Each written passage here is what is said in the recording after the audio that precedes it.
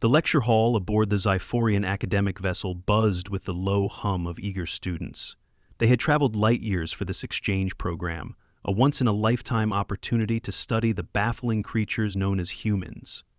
Professor Vixer, a towering figure with bioluminescent skin, tapped the holopad at the front of the room. A list materialized in the air, scrolling through a catalog of substances. These, Vixor said, voice unwavering, are compounds classified as toxic. Most cause severe biological distress. Some are lethal upon ingestion, others degrade organic tissue over time. The students nodded, their translucent oculars absorbing the information. A few recoiled at the mention of certain chemicals, arsenic, ethanol, capsaicin, while others took diligent notes.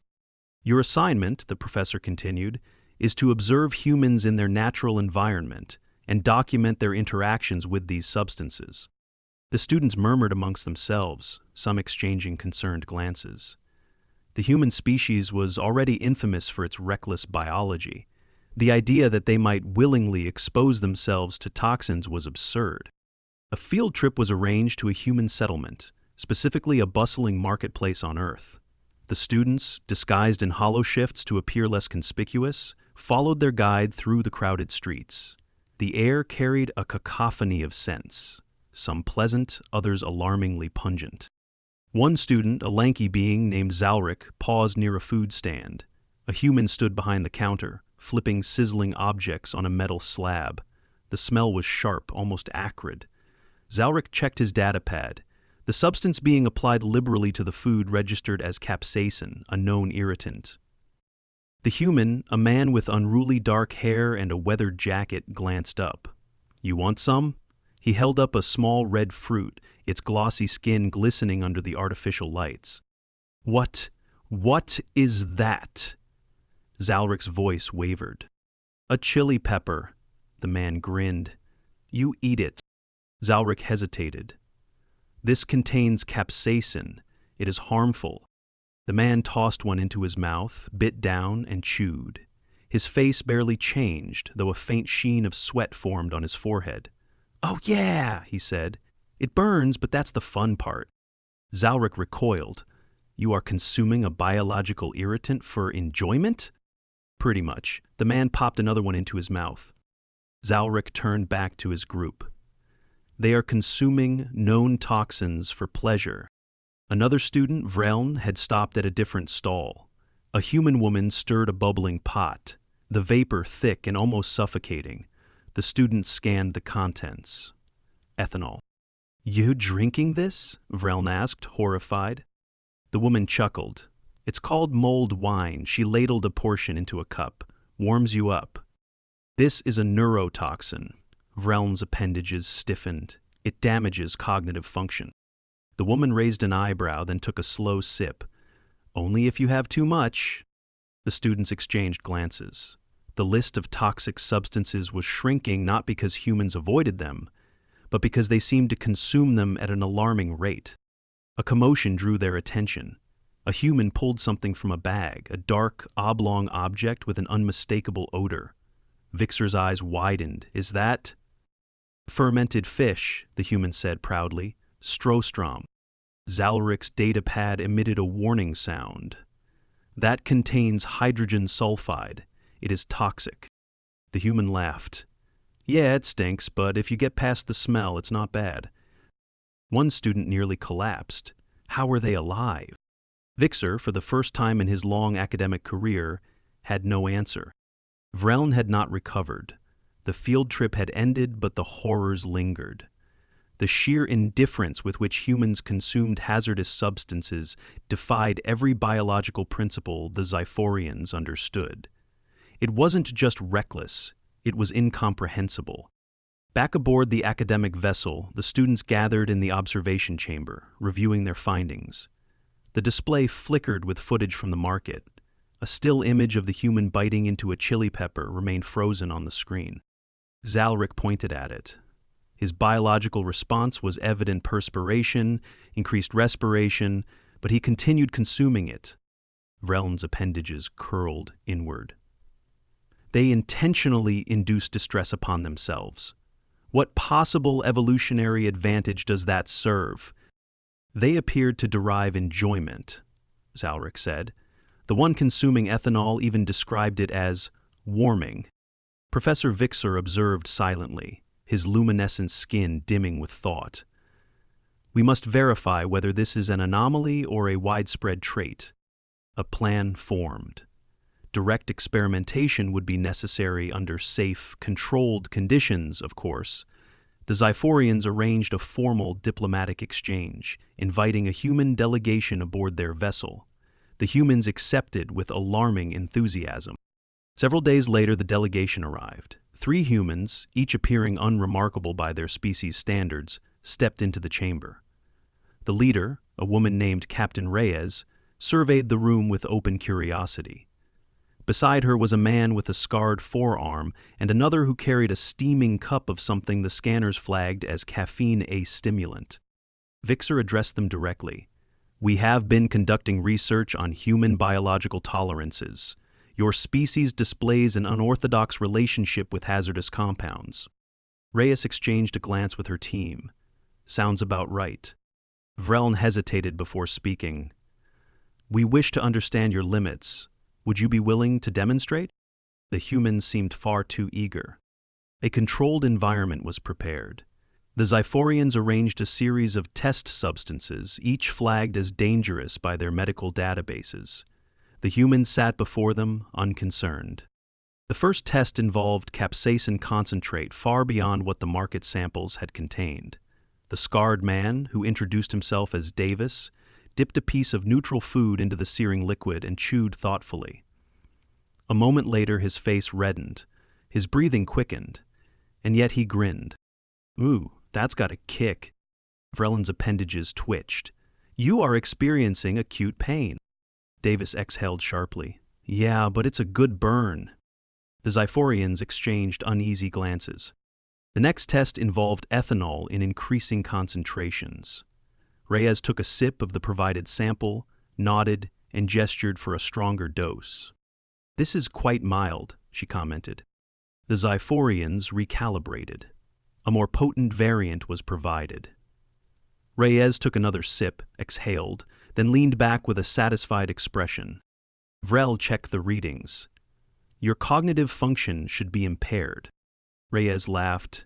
Give it time. The caffeine test was next. The man with the cup, Lieutenant Harris, was already consuming it absent-mindedly. When informed of the test, he simply lifted his cup. Already ahead of you. The Xiphorians were baffled. More experiments followed. Capsaicin levels reached thresholds that should induce severe distress. Davis merely asked for a glass of water. Ethanol concentrations increased until even Reyes admitted she was feeling it, though her motor function remained surprisingly intact. Caffeine doses exceeded what should be biologically advisable. Harris yawned and asked if they had anything stronger. The Xiphorians convened privately. They metabolize toxins with alarming efficiency, Zalric said. They seek out the experience, Vreln added. They willingly endure discomfort. Vixer was silent for a long moment. Then he gestured toward the humans who were casually conversing amongst themselves. We must understand why. The humans were invited to explain. Reyes leaned back, considering. Well, there's a few reasons. Some of it's cultural, some of it's just fun. Fun. Zalric repeated the word slowly, as if it were foreign. Davis chuckled. Yeah. Pushing limits. Seeing how far you can go. Vreln struggled to comprehend. But these substances cause harm. Harris shrugged. Only if you overdo it. Reyes nodded. It's about balance. We know they have risks, but we manage them. And sometimes, a little discomfort makes things more enjoyable. The Xiphorians processed this. The concept was entirely alien. Yet the evidence was undeniable. Vixer finally spoke. Your species willingly engages with hazardous materials, endures discomfort, and considers it entertainment. Reyes smirked, pretty much. The Xiphorians had no words. The Xiphorians, despite their vast scientific knowledge, had no framework for what they had just witnessed. the sheer recklessness of it all. The humans sat comfortably, completely unfazed, as if they hadn't just demonstrated an absurd level of biological defiance. Vixer's bioluminescence flickered erratically as he processed. The students remained silent, their oculars darting between their professor and the humans, waiting for some kind of conclusion. "We need to conduct further analysis," Vixer finally stated. "Your physiology contradicts every known principle of organic survival."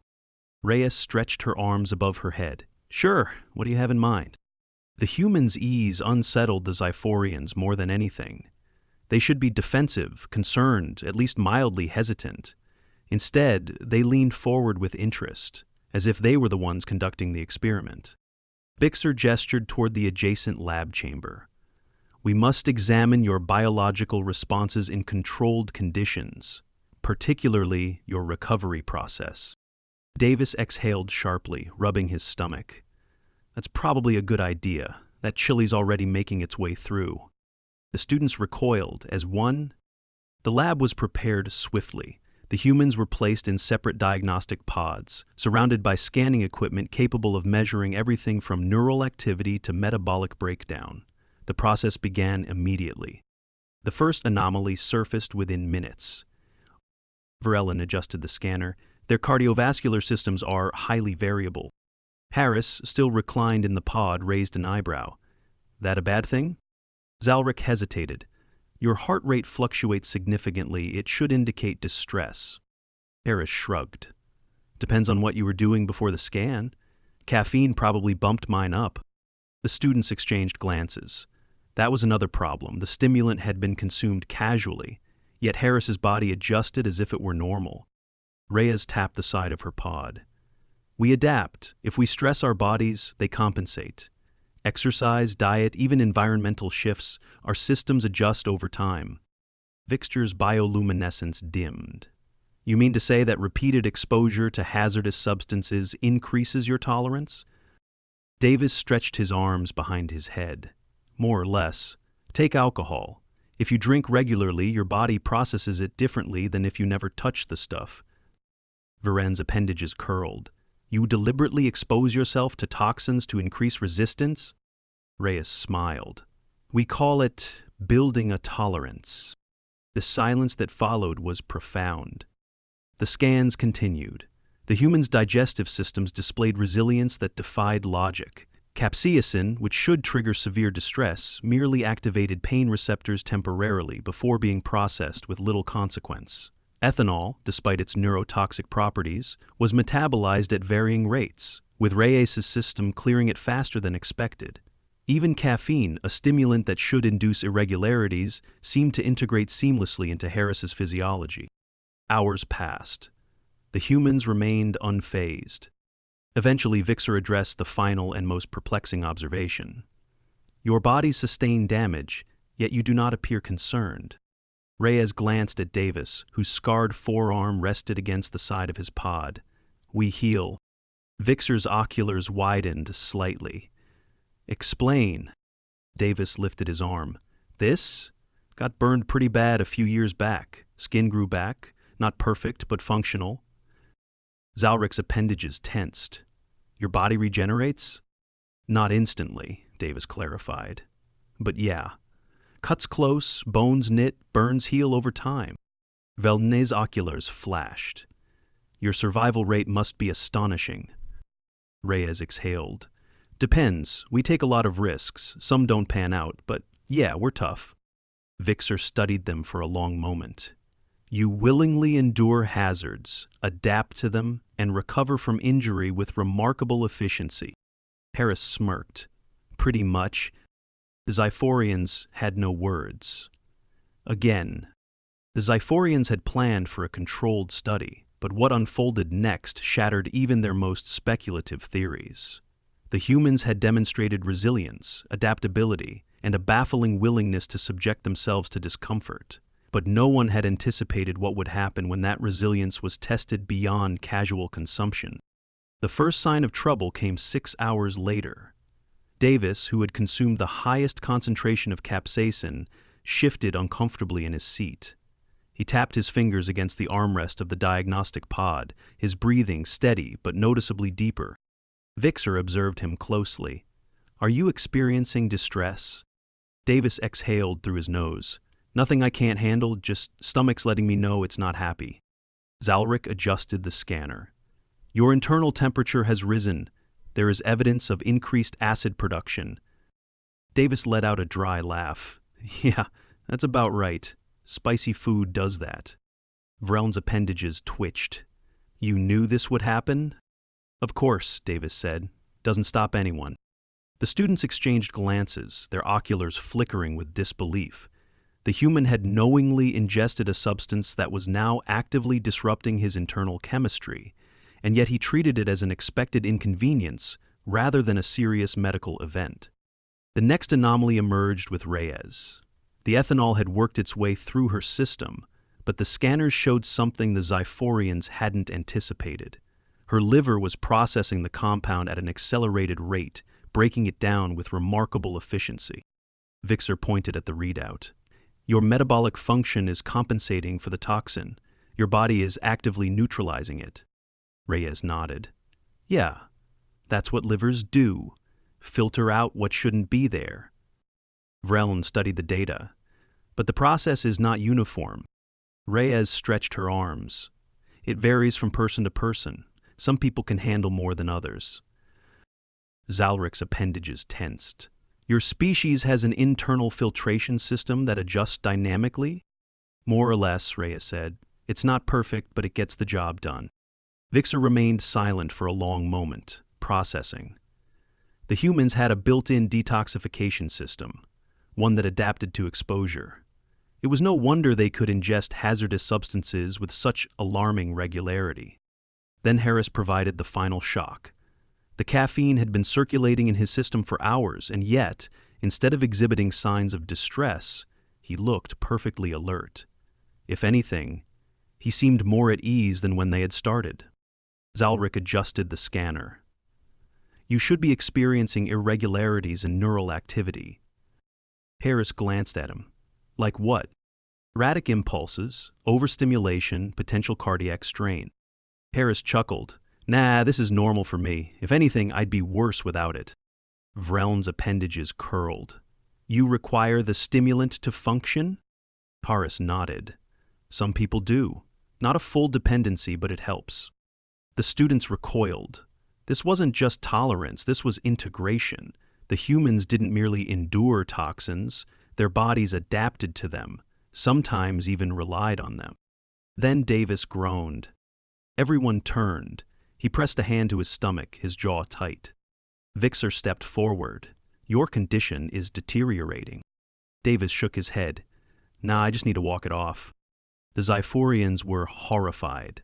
"Walk it off?" Zalric repeated. "You are experiencing gastrointestinal distress." "And it'll pass," Davis said, standing. "Worst case, I suffer for a bit. It's not a big deal." Vrelin's oculars widened. "You are knowingly enduring internal damage?" Davis shrugged. "I've had worse." The room was silent. The humans had demonstrated resilience, but this was something else entirely. They didn't just survive hazards. They accepted suffering as a natural part of existence. Vixer turned to Reyes. "How often does your species experience self-inflicted distress?" Reyes sighed. "More often than we should, but it's manageable." Zalric's appendages twitched. "By what standard?" Reyes smiled slightly. "By ours." Vixer had spent his career studying biological anomalies across the galaxy, but nothing had prepared him for humans. Their bodies defied logic, their choices made no sense, and their tolerance for suffering was downright unnerving. The data was extensive, the scans conclusive, but none of it explained the fundamental question: why? Davis leaned back in his chair, arms crossed over his chest, his discomfort from earlier seemingly forgotten. Reyes looked amused by the entire ordeal, while Harris casually tapped his fingers against his cup, waiting for whatever came next. They had been subjected to toxins, their bodies had reacted, and now they sat there as if nothing had happened. Vixer finally did what he had never done before. He abandoned the scientific method. You have demonstrated astonishing adaptability, he said, but that does not explain your willingness to endure what should be avoidable pain. Is there no instinct for self-preservation? Reyes cocked her head slightly. Of course we have self-preservation, we just don't let it run our lives. Zalric's oculars flickered. That is contradictory, Davis chuckled. Not really. We avoid things that'll kill us immediately, sure, but discomfort? That's just part of living. Vreln looked between them, still struggling to comprehend. You intentionally consume hazardous substances. You allow your bodies to endure distress for recreation. You recover from injuries that would incapacitate most species, and now you claim that suffering is normal? Harris set his cup down. Look, pain is a signal. It tells us something's wrong. But pain itself isn't always the problem. Sometimes it's just part of the process. Zalric's appendages twitched. Elaborate. Reyes gestured toward Davis. He ate the chili, right? It hurt, his body protested, but he knew it wasn't real danger. He endured it because the experience itself was enjoyable. Davis grinned. And because I wanted to see how much I could take. Vren recoiled slightly. You seek your own limits? Harris nodded. All the time. It's how we improve. Vixer's bioluminescence pulsed faintly. You are suggesting that voluntary exposure to hardship makes you stronger? Reyes shrugged. In a way, yeah, it builds tolerance, teaches us what we can handle. Vixor turned to Zalric and Vrelnin. We assumed their biology was the anomaly. It is their mentality. The students absorbed this revelation in silence. Reyes leaned forward. You ever hear of vaccinations? Vixor hesitated. Explain. We introduce small amounts of harmful agents into our bodies, Reyes said. Not enough to kill us, just enough to train our immune systems to fight back. That way, when the real threat comes, we're ready. Vreln's appendages curled. You make yourselves sick to prevent worse sickness. Harris nodded. Exactly. Zalric was silent for a long moment. You do not simply endure suffering. You weaponize it. Davis grinned. Now you're getting it. Vixer exhaled slowly. Your species is not reckless. You are prepared. Ray smiled. We like to be ready for anything. Verlaine shook his head. And yet, despite your resilience, you still experience biological consequences. Davis patted his stomach. Oh yeah. I'll regret that chili later, but it's worth it. Zalric hesitated. You accept suffering for the sake of experience? Reyes nodded. It's part of growth. We test ourselves, push our boundaries. We get knocked down, but we get back up stronger. Vixer stared at them. This is why your species survived. Reyes smiled. Exactly. The Xiphorians had no further questions.